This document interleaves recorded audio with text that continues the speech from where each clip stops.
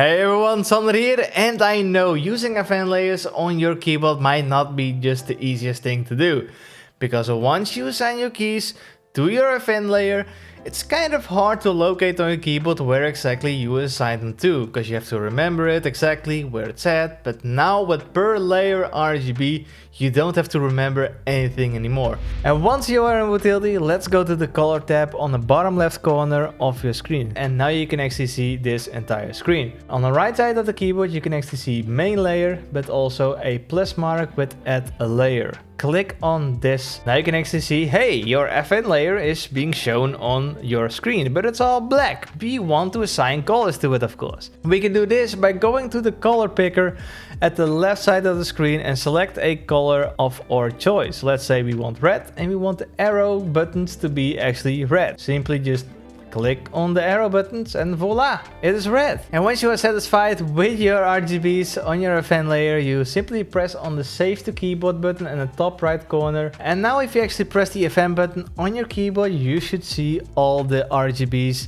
located at the places that you assigned it to. And as you can see, this is of course my normal mode, but if I press the FN button, you can actually see it matches up exactly with Wootility. And well, yeah, this is pretty much how Per Layer RGB actually works. And of course, if you want another layer, you can just press the add layer button and make another layer of RGBs.